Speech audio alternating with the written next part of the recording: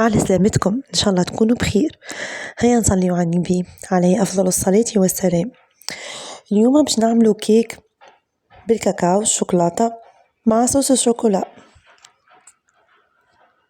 جات بنينة على الآخر، جربوها وما تندموش إن شاء الله. في بول خذيت 4 عظمات،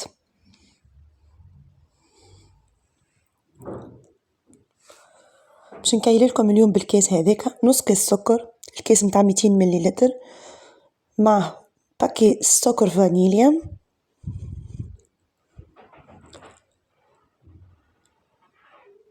نص كيس زيت، ونص كيس حليب.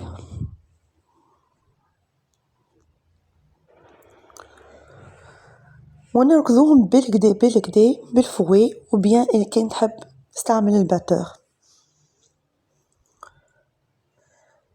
خذيت 2 كيسين من الكيسين هذوكما فارينة، و2 مغارف مكومين كاكاو خام مش حلو،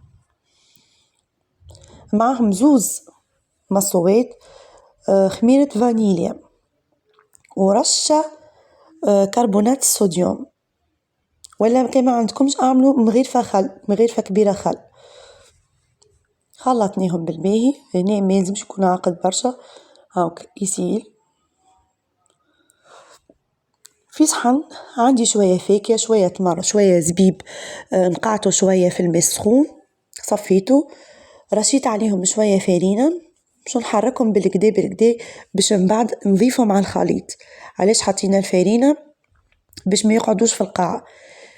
خذينا البلاطو نتاع الفور، دهناه بالزبدة، رشينا عليه الفارينة، مشيناها بالكدا ونحينا الزيت، ونصبوا الخليط متاعنا ونحطوه في الفور يشعل من فوق ومن اللوطة. خدموا المروحة على 180 درجة حرارة لمدة نصيف ساعة. هوني باش نعمل صوص الشوكولا. بالكيس هذاك كيلت كيس غير ربع حليب، نصف كيس زيت، نصف كيس سكر، وربع كيس من هذاك كاكاو. خدمتهم في المكسير بالكدا، جيت صوص هكا شوفوها عاقدة، مع أنا زدت خلطت معها شوية فاكهة مهروشة.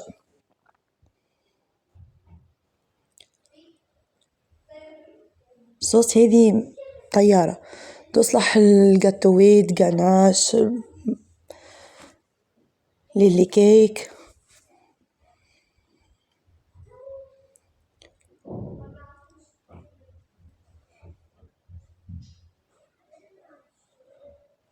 كيك بنين على الآخر ويشبع، كله تمر وكله زبيب وفاكهة من داخل، بنين على الآخر. نودكم ومنشهيكم إن شاء الله تجربوها الرسائل وتعجبكم.